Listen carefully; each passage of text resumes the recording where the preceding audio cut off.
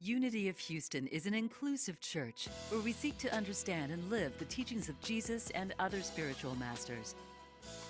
At Unity, we welcome all people from all spiritual paths and every walk of life. We celebrate the diversity of our city and of our world, and we teach love, tolerance, and oneness, seeking to live in harmony with open minds and open hearts. Wherever you are in your spiritual path, you are always welcome at Unity. Join us and discover that the life of your dreams is already within you. Well, this is the final installment of Radical Acceptance, our series that Tara Brach's, on Tara Brach's book, Radical Acceptance. Did I say that out loud? Yes, that's what I meant. And I'm very excited because we are living our true nature. This is actually the sort of like the pinnacle. This is the goal, as it were. It is the direction that we're going. We're trying to find that true self and to operate out of it more of the time. And so today, what we're going to be looking at is not just touching it, but how to, when we fall out of it, how do we get back to it? How do we forgive ourselves? How do we practice radical acceptance that, it's not just like getting the gold ring and then, holding on to it and now you won and you're it all the time, right? I don't know if the Buddha was always the Buddha all the time. I don't know. You'd have to ask him, I guess, But the truth is, we fall in and out of that state of awareness, and the trick is, the point is, to just simply return. But how? Sri Ramakrishna says, "O longing mind, dwell within the depth of your own pure nature. Do not seek your home elsewhere. Your naked awareness alone, O mind, is the inexhaustible abundance for which you long so desperately. We already are it, we already have it, we are already in it, immersed in it, and at times we know not. It's the waking up, it's the waking up." There's a legend from ancient India where a musk deer detected a mysterious and heavenly fragrance in the air. It seemed like peace and beauty and love. So he pursued the fragrance, determined to find its source. Climbing icy mountains, struggling through hot jungles, trekked endless desert sands. Exhausted, the deer collapsed, and as he fell, his horn pierced his stomach, and suddenly a heavenly scent filled the air. And as he lay dying, he realized that the scent he had pursued had been within himself all along. Tara Brach says, even if we follow the path of those who live in monasteries or are more devoted and disciplined than we are, we may be like the musk deer.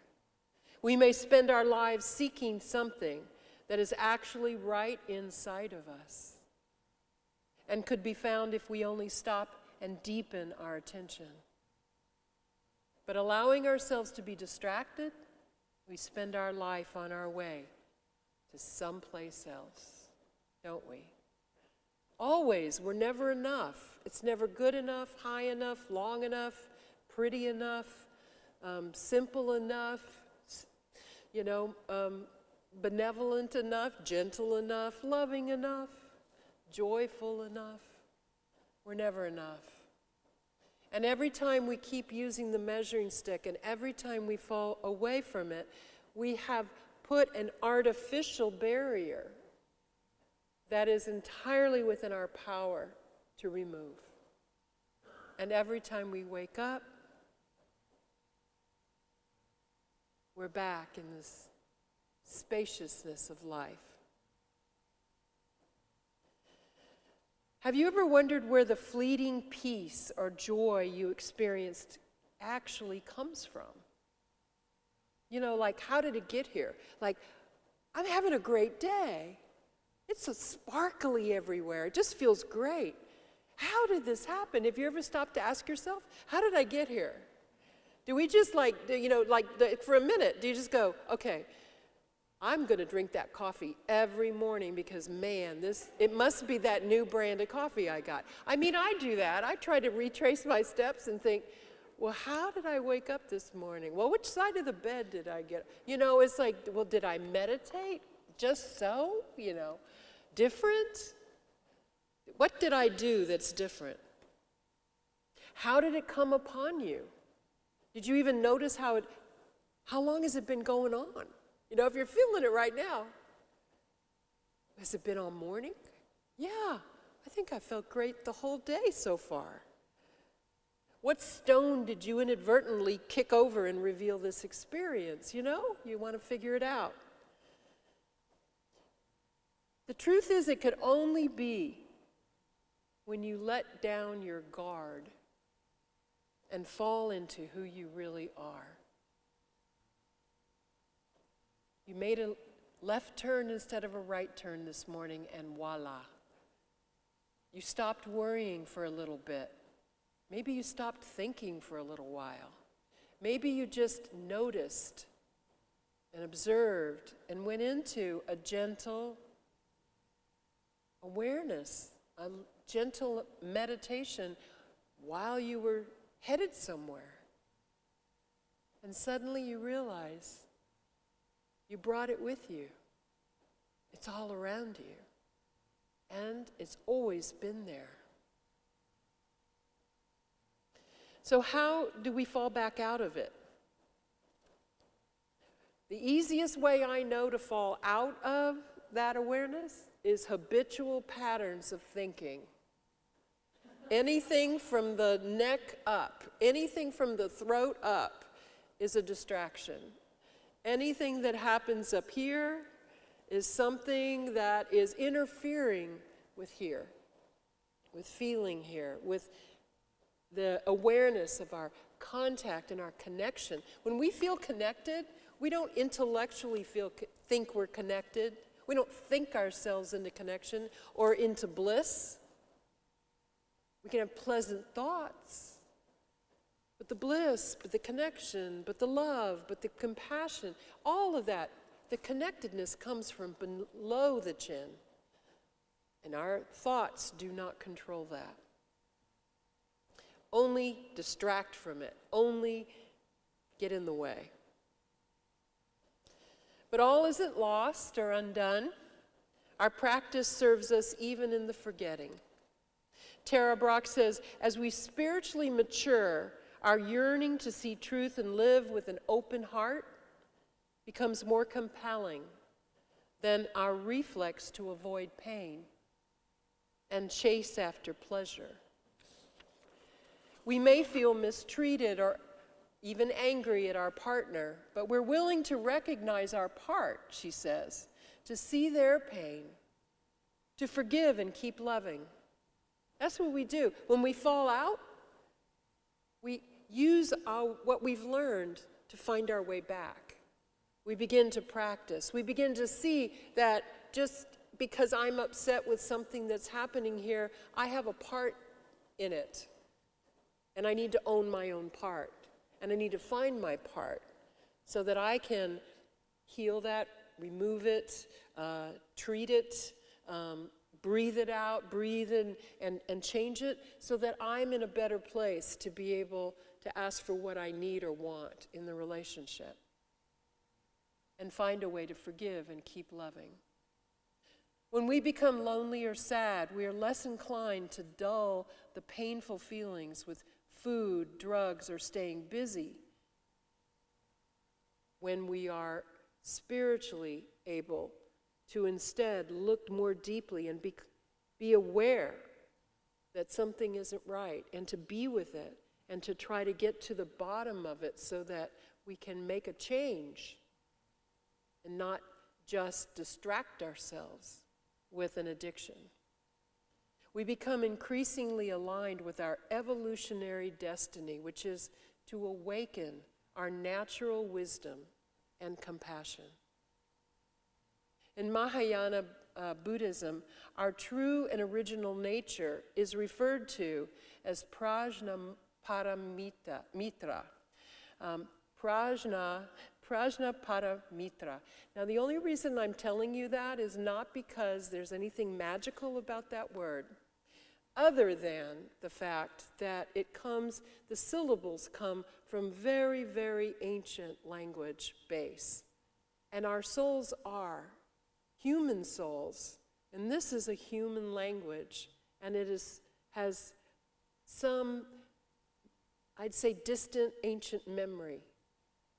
And so Prajnaparamitra is really the way in which we can let that word embody that true nature, that part of us that remembers at the depth of what is in our hearts. Prajnaparamitra is also referred to as the heart of perfect wisdom. So when we are in that state of just knowing, of just being completely aware, the truth is clear, and perfect wisdom arises in us. This perfect wisdom, this true nature, this true state of being is called the mother of all Buddhas, because in that moment, that's the waking up. This is called the one who shows the world as it is, without judgment, without prejudice, without explanation, without attachments, without any of the things that get in the way of just being. So what helps you feel this way? When you feel that way, when you feel like you're just floating along, that you're just going with it, that you're in it, what awakens you? What in your life, who in your life does that for you? Going out into nature? Is that something? It certainly does it for me. It is a powerful stimulant for me, a connection for me. Children? Watching children play, yes. Having children, interaction with children. Because in the moment, children are so in the moment, every moment. They're just going from one thing to another. They're not like consulting their schedule. They're not looking at their phone to see where they're supposed to be right now, who they're supposed to be calling. They're not on some arbitrary, schedule of time. They're just following their whim, their nose, their direction. Perhaps your animal friends do that for you as well. If you have pets, if you live with animals that are special, and you have a special bond with, just knowing them and knowing their personality and allowing them to know you and watch how it is that they watch you, right? Being in their no-time moments. They're not consulting their watches. They know when it's time to eat. They know when it's time to go out, but they let you know that. But it's not a clock time. It's just the right time. What helps you to feel that joy, that timeless openness of just doing the next thing? A passion for learning or creating. Maybe you have a passion for doing something like that, learning or creating. Gautama Buddha's awakening involves the sitting under the Bodhi tree. I think we've gone through that, a good part of that, of the Buddha's awakening in previous chapters that we've covered.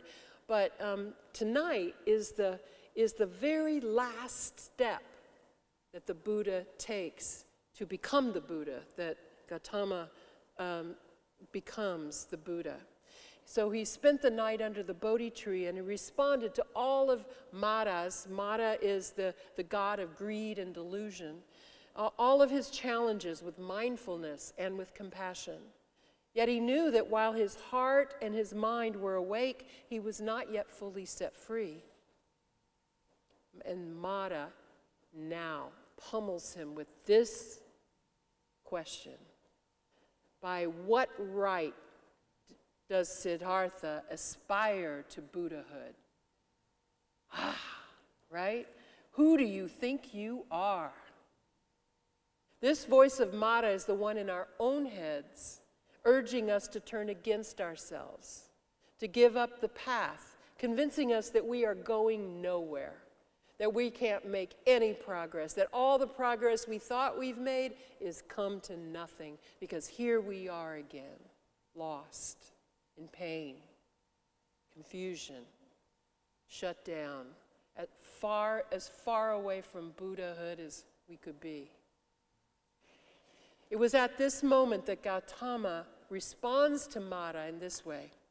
He reaches down and he touches the earth, calling on it to bear witness to his many lifetimes of compassion.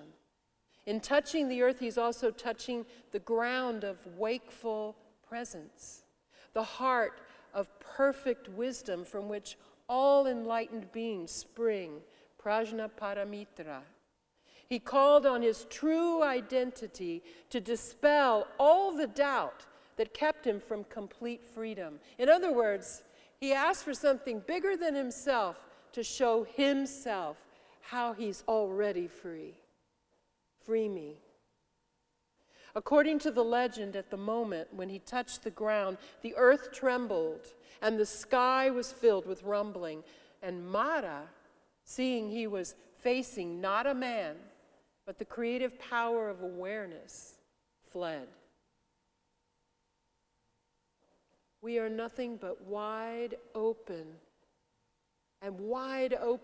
aperture, taking it in, merging with all formless, open knowing. Truly, this is our true nature. We all have it. We all share it. We arise out of it. And we fall back. And we arise out of it. And we forget. And then luckily we fall back.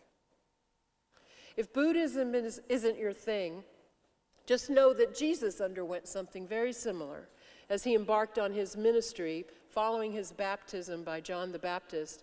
He used scripture to answer the taunts of the devil as he was fasting in the desert for 40 days. The desires of the body, hunger, he overcame that challenge from the devil. His desire for power, he batted that away with scripture. The desire of competition with God, throwing himself down and letting the angels rescue him because he is God. He forego that and he dismissed the devil at that moment. He knew who he was and he banished the devil. And at that time, angels came to minister to him. He immediately went to the temple right after that and read from Isaiah, the scroll that was given to him, to announce his ministry had begun. And what he told everybody in the room was this: today, this scripture has been fulfilled in your hearing. I am it. It's like he said, I know who I am. I know why I have come. I know how I am to serve. And he set about doing it. Awakened, free. Why was he talking about truth and freedom? Where did that even come from? The truth of our being. And if instead of the Prajnaparamitra word that you probably can't even say, I'm having to struggle with it, but I love it, embrace the Christ within.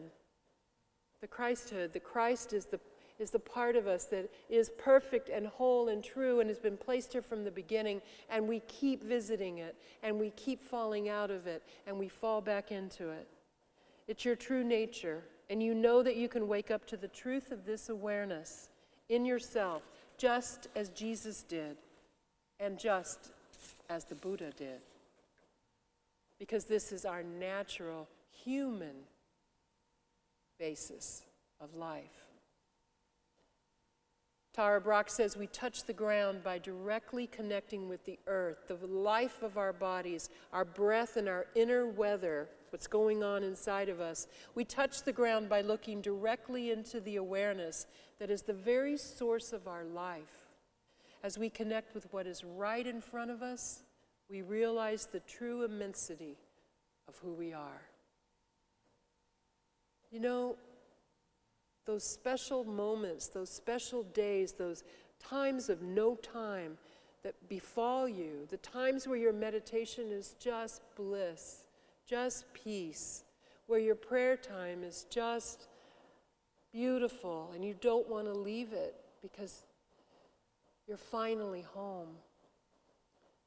You carry that home with you as you get your keys and gather your things and head out the door, looking at your calendar to see who you're supposed to see and when you're supposed to arrive. Sri Nisargadatta says, the real world is beyond our thoughts and ideas. We see it through the net of our desires, divided into pleasure and pain, right and wrong, inner and outer. To see the universe as it is, you must step beyond the net, he says. It's not hard to do, for the net is full of holes. And that's the moment you see the sunrise and you just watch it. The moment you hear a bird song and you know it's for you. The moment you see a butterfly light or a child laugh, or a moment where your loved one says just the right thing and squeezes your hand, knowing who you are. Tara Brach says, when thoughts arise, where do they come from? Where do they go? As you explore looking into the space between thoughts through the holes in the net, you are looking into awareness itself, your true nature. And what our mind recognizes as empty awareness, our heart experiences as love. Wouldn't that make sense? If our minds are seeing holes because we're so busy with our thoughts, what would our hearts perceive? Only a vastness of love. That's the truth. From the Tibetan Book of the Dead, remember these teachings. Remember the clear light, the shining light of your own true nature. No matter where or how far you wander, the light is only a split second, half a breath away. It's never too late to recognize the clear light of your pure awareness. Tara says, we can trust the awareness and the love that are our true home. When we get lost, we need only pause. Look at what is true. Relax our heart and arrive again. This is the essence of radical acceptance. And I would say, just remember and awaken again. Namaste. Thank you for watching this message today. I'd like to invite you to join us in person here on campus at Unity of Houston for Sunday morning or Wednesday evening services. If you can't be with us here on our campus, you can still join us live on Facebook or on our website, unityhouston.org, Sunday mornings at 11 a.m. Central.